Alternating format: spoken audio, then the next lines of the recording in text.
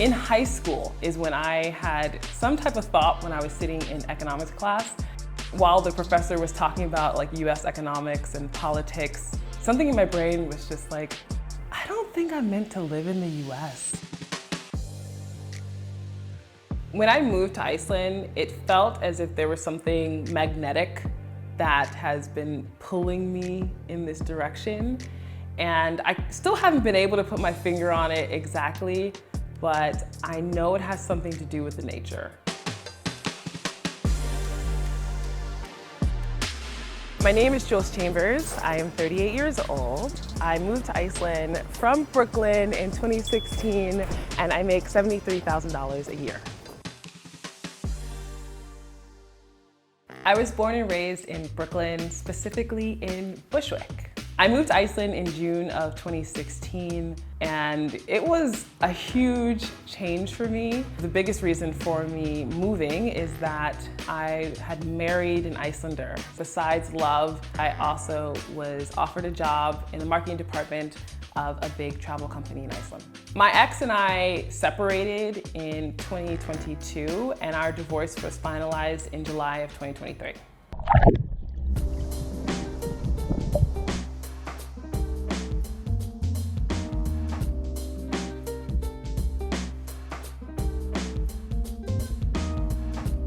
All Things Iceland gives you the inside scoop on Icelandic nature, history, culture, and travel through the eyes of someone who moved here as an American in 2016, giving travel tips, advice, and sharing fun anecdotes about the country, as well as interviews on my podcast and really fun, helpful information across all of my social media platforms. All Things Iceland for the last 6 months has made a little over $50,000, and for the rest of the year, the projection is revenue of $100,000. And the company pays me, in essence I pay myself, $6,000 a month before taxes and pension.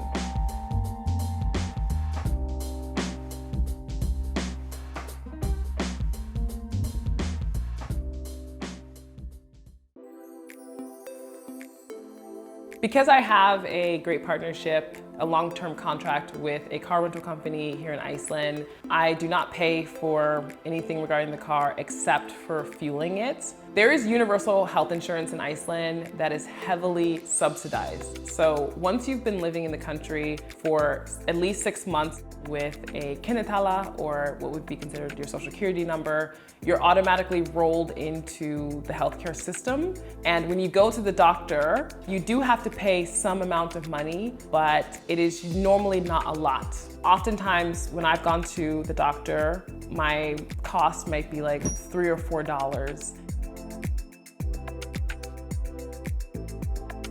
In general, Iceland is expensive, and in particular when it comes to eating out, it definitely can be expensive. It is normal to pay somewhere between $25 to $30 for one course at a restaurant, a main course. Often when I've gone out and I had a 3-course dinner, that would be somewhere around $100 to $120. A cup of coffee also varies depending on where you get it. It could cost you as much as $7.50 to almost $8. I have a credit card. It's a US credit card that I've had for a really long time. I was so happy when I paid it off a couple of years ago. Thankfully, I do not have any debt any longer. I did pay off my student loans, another thing that I was incredibly grateful to do. It's amazing to say that I am debt-free, and I'd like to keep it that way. Every month when I pay myself, because in Iceland you pay yourself once per month, that's usually how it happens, I put away automatically 10% into a savings account. So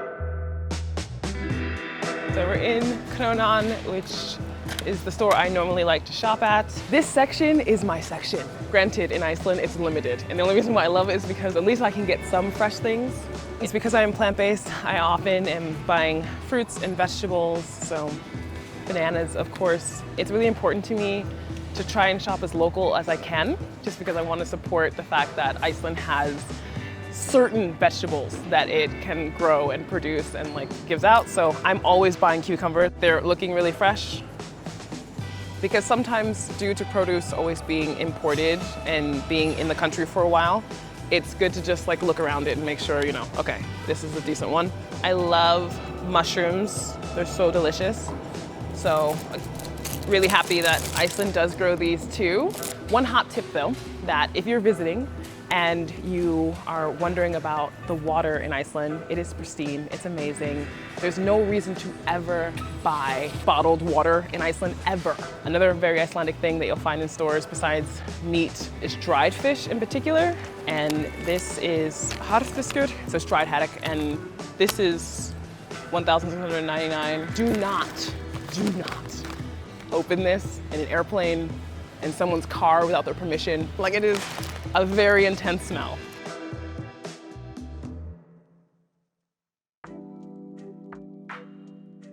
I love living in downtown Reykjavik, and I specifically live in the 101 area. On a street that's a little bit busy, but I don't mind it, especially being from New York. And for a 1-bedroom, 1-bathroom apartment with an indoor parking spot, I'll just say that because that's important to me, as well as a storage area downstairs, I pay a little over $1,900. Welcome to my humble abode. The bathroom is here. It's small but cozy. A nice big mirror and like storage space all over here. We walk right into the kitchen.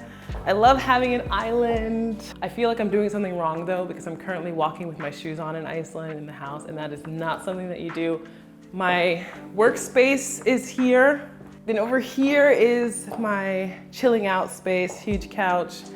TV. Even though I don't watch a ton of television, when I moved in here, my mom was like, you need to have a TV. I think she was right. This painting and the paintings that you see in this apartment are actually by my boyfriend. He's a great artist and musician. In the last room of the house, at least that's in this apartment, is the bedroom.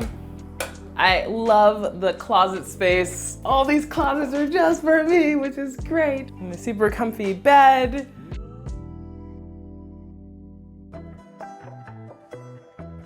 I love Iceland, but it also can be really tough in the wintertime when the daylight is so much less. We have about 4 hours of daylight on our shortest day in the winter, but then we have 24-hour bright days during the summer. It can be snowy, icy, rainy during the winter, of course wind any time of year, and rainy during the summer. Mild temperatures though, which is nice, meaning it doesn't really go that much below freezing on average during the winter time. And in the summertime, we're getting temperatures of maybe a high of 60 degrees Fahrenheit, but more like 40 to 55 is fair. One of the most frustrating things about living in Iceland is not being able to just order whatever you want, and that's only the price that you pay. If I order something from Amazon or from iHerb, which I've done in the past, paying the customs fee can oftentimes be much more than what the item is worth. And that is extremely frustrating to me because there are oftentimes not everything that you want can be found in Iceland. So I need to order it from somewhere else. I would say that my Icelandic is bara allt í lagi, only because I feel like I'm afraid to make really big mistakes. And that's something I'm working on. So my understanding is quite high. So I can often just like listen and I totally get it. And then I'm just like, what do I say? I'm stuck on what to say.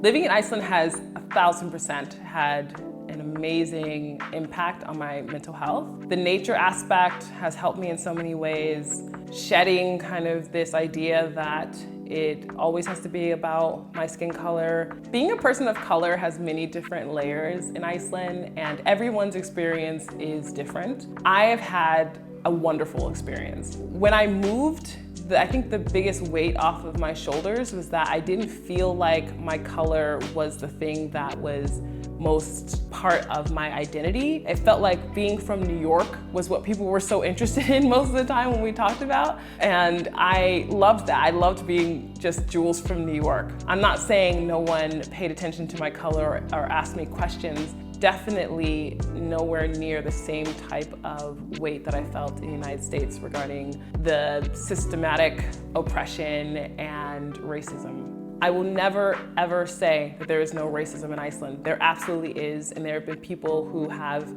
unfortunately been subjected to terrible things that have been said to them or done to them. I just have not been one of those people, and I hope that that doesn't ever happen and that it continues to get better as we all gain awareness. When I first moved over, a big part of being in an Icelandic family or marrying into one is that you spend a lot of time together. So it was great that my ex's family were so welcoming, so loving, so kind, as well as the people that I've met as friends. So I have Icelandic friends and I have non-Icelander friends who are coming from other countries who are really good friends of mine. I have a boyfriend now who is Icelandic and is amazing. And again, I am experiencing a very welcoming environment from his family. I also have been putting aside money to buy an apartment with my boyfriend.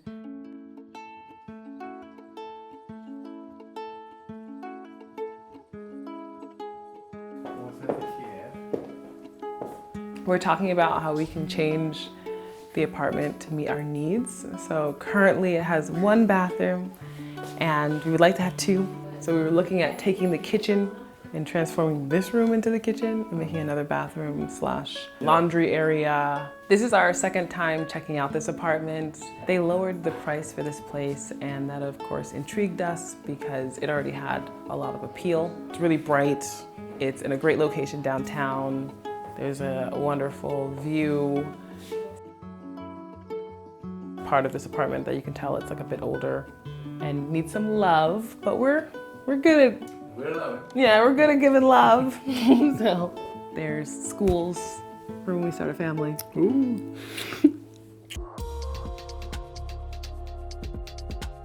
The number one thing I miss from the US is my family. I visit the US 1 to 2 times a year, and I have family members that also visit 1 to 2 times a year.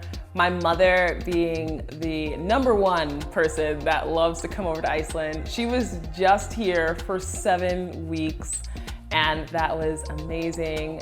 I am an Icelandic citizen, and I have been for some years now. Iceland is my home. I've felt that ever since I moved. When I made that decision and stepped my foot down that day when I came to the country full time, it just felt right, and it has continued to feel that way. So for the foreseeable future, Iceland is my home, and I'm really happy that I have the chance to say that.